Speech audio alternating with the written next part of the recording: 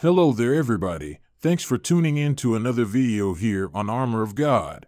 This is going to be a slightly longer video, so I'd like to thank all of you in advance for taking the time out of your busy day to watch this video. I will be sharing some of the highlight-worthy sayings of exorcists that I hope will be helpful to you in your own spiritual warfare. As Father Vincent Lampert once said, it is important for people to be well educated about the demonic world and the importance of faith. It's one of the reasons why Father Lampert liked to be public about the subject of exorcisms and what the church believes and teaches, because if people truly understand their faith, then evil really is nothing to fear. For Catholics in particular, Father Lampert always say if you're praying, if you're reading the Bible, if you're going to Mass, if you're celebrating the sacramental life of the church, the devil is already on the run. But unfortunately, there's a lot of people today who are maybe nominal in their faith. There's a lot of young people today who have left the faith, and because of that, they could be opening themselves up to the world of the demonic. Think the war is exaggerated and not real? Well, we have just seen Satancon taking place in Boston, so don't tell me the war isn't real. Take a look at this video that I made before and posted on this channel about what the exorcist Paulo Carlin said, that Satan's greatest lie to the world is he doesn't exist. He doesn't like to be out in the open, but rather work from the shadows to mislead and steer us away from God and join his eternal damnation. So anyway, back to the original purpose of this video. There will be no particular order, but I did go through hours of lectures and interviews and make them as compilation so we can learn together about these things.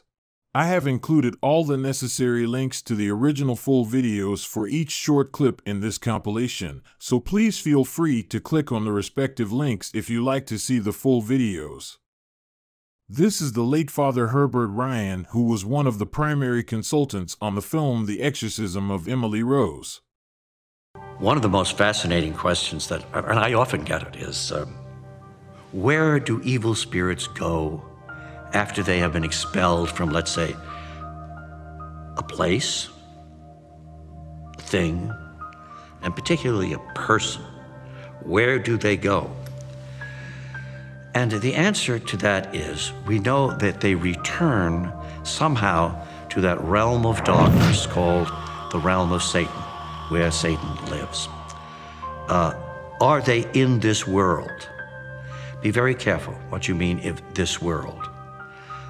Do you mean the material world of our present cosmos, etc.? Or do you mean something else by that, such as the world of spirit that is apart from the material cosmos that is expanding at such an enormous rate of speed and hundreds of thousands of miles, light years per second? No, we're not dealing with that reality of the physical universe. We're dealing with the reality of a total spiritual realm, and we do not know how that works. To say they returned to there means we don't know what X is, but they went to X. Doesn't get us very far. It's just a way of speaking. We have no concrete idea of where X is. The next exorcist is Father Dan Reehil, where he talks about the devil not being worried about being seen anymore because he realizes that his reign is coming to a close and he's using everything he has now to try to drag as many people down with him so we can be miserable in hell too. A Christian, any Christian, and you follow the scriptures, we know there was a war in heaven, and Lucifer, the most brilliant and the most beautiful of the angels, rebelled because of the plan for the Son, the Word, to become flesh. And he was horrified that God would lower himself to our nature. And so he said, I will not serve. And he was cast out with his minions, and they became the fallen angels, the demons, and they were cast down to earth. And so this is not mythical. This is fact. The devil is a real person, a person in the sense of having a will and an intellect. He's a spirit, but he's a person. And what you said is true, that he used to be very hidden and he used to be very subtle. And it should worry people that he's suddenly not worried about being seen. Because that means it's what most people would deduct from that is that he realizes that his reign is coming to a close, and he's using everything he has now to try to drag as many people down with him so we can be miserable in hell too. Father Dan Reehil also explains that for exorcisms, they don't perform them at scary-looking places like we have often seen in movies. In fact, Father Vincent Lampert also spoke about this particular subject before as well. Father Lampert said that we shouldn't allow the demons to choose the place where the exorcisms will be performed. And exorcisms are usually performed during the day and at a church. And Father Reehil also shares his exorcism experience about a possessed nun who ran up a 20-foot wall like a squirrel. So contrary to popular opinion in the movies we see about exorcisms, we never go alone at midnight during a thunderstorm to a strange person's house in the woods to do an exorcism. So I have a team. I always have other people with me. Often it's another priest. So we're all seeing the same thing, you know. They can speak languages that they've never known. They know things about you or other people in the room that they couldn't know. So these are the hallmarks of how we would determine, is this really a demon? Supernatural knowledge of things they could not know, languages they have not learned that they can speak fluently, and superhuman strength. I remember there was a little nun, about 100 pounds, 5 foot. I won't mention the order. And when she was going through a deliverance, it took 6 large men my size to hold her down. And that's what I mean. It's not possible that that little girl could have that strength. So we look at these things as kind of the hallmarks of this is not normal. This is a supernatural thing. I've seen that same nun run up a 20-foot wall like a squirrel. And 2,000 people at a conference saw it too.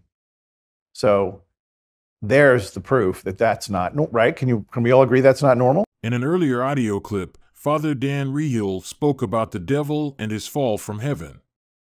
But personally, I also love to hear Father Chad Ripperger talk about the fallen angels as well, and in more details based on the writings of St. Thomas. Demons are fallen angels. That is, when they were originally created, they were created in a state of innocence. They were holy. They actually had sanctifying grace. St. Thomas even says that they infused virtues of faith, hope, and charity, which was necessary in relationship to being able to have knowledge of the Blessed Trinity and the Incarnation. And so St. Thomas says there's 3 instances. He says the first instance, they're created in this perfect act of knowing.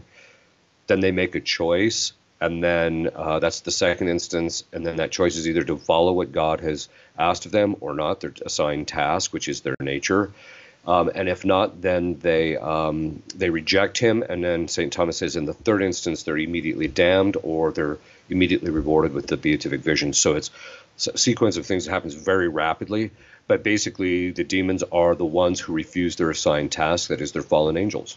And Father Chad Ripperger also shared during one of his lectures about how a 10-year-old boy who can see his guardian angels. I did make a video about Padre Pio and his interaction with guardian angels in another video before, and from what I gather going through the readings about Padre Pio and his guardian angel, as well as listening to what Father Chad Ripper when he speaks about our guardian angels, just shows how much God loves us that he assigned a guardian angel to each and every one of us. There's a young boy who I'm aware of who's 10 years old, and he can see angels. He can see them. And his description is flawless. And it lines out with what we know, how the descriptions that saints and stuff have given of them. But anyway, your guardian angel, they say, looks just like you. And the reason being is because his assigned task was to protect you. Now think about that. God created an angel whose nature was about you. And that means that when he decided to accept his assigned task, his first act, his first choice was to love you, to be willing to protect you. Obviously, he's doing it under the aspect of serving God's will. But that's it. So that's why they say they actually look like them. They say, whereas all the people that have seen the guardian angels of people's priesthood, they say they're huge, large. The following audio clip is rather interesting, as the exorcist Father Carlos Martins shared his experience of an exorcism where the demon said his name is Zeus. But whether or not the demon really speaks the truth, it doesn't really matter to Father Martins, because it would be dangerous to start believing given information that is unnecessary from the Prince of Lies. So I had, for half of the week, I performed exorcisms. And one of the demons, his name was Zeus. So was it the Zeus of Greek mythology? I don't know. If I were to ask the demon that, he might say yes. But you know, that kind of question, the demon doesn't have to answer that. And any answer he gives, I can't rely on it to be an honest answer. The only honesty I can compel, or any exorcist can compel out of a demon, relates to the circumstances of this particular case, of this victim that you're inhabiting. I can compel an honesty with regard to what is going to get him out. But insofar as his own biography and his own history, he can give any answer he wants, and I can't compel an honesty there because it doesn't relate to the pastoral situation at hand. It doesn't relate to exorcism. We're entering into a different realm. So I never ask questions like that. It would be dangerous to start believing information that is unnecessary and gratuitous from the Prince of Lies. And Father Carlos Martins also addressed a rather popular question: why aren't these exorcisms recorded so that these videos can be used to convince people out there who still, perhaps on the fence or just refuse to believe, that these demons are in fact real and spiritual warfare is real? We don't record these events because of the dignity of the victim. So the demon he drives the victim to do. He's using the victim's body, and he does things with the body that is undignified, that is scandalous. So if you record those things, you make the victim subject to ridicule, and you're making the victim somebody who's already been preyed upon by the demon. You're now making them subject to be preyed upon by the general public. Because if you have a video, if you have a recording, then that recording, there's always a risk it could escape and be released in the public domain. There's always a risk that it could be subpoenaed by law enforcement for some reason. And so if you have a recording, now it's outside the church's power as to who's going to see that. So the church never authorizes and permits a recording of an exorcism. And, you know, in the state of possession, the demon comes in and out of possession. He rescinds back into a kind of, let's call it a dormant state, such that the person's personality is able to come out again. The person is not conscious during an exorcism, and because that's what possession is. When a person is possessed, their consciousness has been shoved aside by the demon, and now he's in the driver's seat. So when somebody is in a state of possession, that victim, when he or she comes to, is not aware of what just happened. And that state of possession may have been for a few minutes, it may have been for hours, it may have been for days. And so that entire time is blocked out. Their consciousness was suppressed, and reality was not available to them. But the demon could at any point leave, and the individual finds himself doing something abhorrent, like eating human feces out of a toilet. And so you have to understand that the state of possession is a state of torture to the victim. And just like we wouldn't broadcast videos of people being tortured, being physically tortured, we don't want to do that when they're being spiritually tortured either. Now that we're finally almost at the end of the video, I am placing what Father Vincent Lampert said here for the last one on purpose. All the manifestations of the devil, such as eyes rose in the back of the head, the foaming at the mouth, growling, snarling, uncontrollable laughter, hysteria, really bad stench, odors that come about bodily contortions. When a demon manifests in a person's body, the body falls to the floor and begins to slither like a snake. But what we have to remember is all of these things really are tricks of the devil, who's like a child having a temper tantrum, who's saying, look at me, look at me, look at me. But whenever the church is praying the rite of exorcism, what the church is saying, look at God, look at God, look at God. And the devil's manifestations really are nothing more than look at me, look at me, look at me. People often will ask me, well, why would the devil manifest? Because once it manifests, then the battle against it begins. Why wouldn't the devil just remain hidden? And the answer is because the devil can't. The very thing the church is doing in the rite of exorcism is throwing into the face of the demon the aspects of the Christian faith that the demon rejected as a good angel before the fall. And so when the church is doing these things, the demons become so infuriated that they lash out. Even if they don't want to, ultimately they lash out. The blessing with holy water, reminding ourselves of our baptism into Christ, the litany of the saints, invoking our Blessed Mother and the other great saints of the church, reading from the Psalms out of the Old Testament, reading the gospel accounts of Jesus casting out demons, breathing on the face of the person, invoking the Holy Spirit, recalling when Jesus breathed on his disciples and said, receive the Holy Spirit. The demons reach the point where they're so infuriated that they have to manifest. And when they do, they show their true character, which is always animalistic in nature. You know, we read from the book of Genesis, on the sixth day of creation, God created animals and he created humans. And what separates humans from animals? We can choose to live for the seventh day, the final day of creation, the day set aside to honor and glorify God. So when we honor and glorify God, we're truly being human in the full sense of the word. But when we reject God, which the demons have done, we're no different from the animals. And I think that's why when demons manifest, we see that animalistic character of them growling and snarling, because they recognize that we as humans are still capable of that which they have rejected, namely to be with God for all eternity.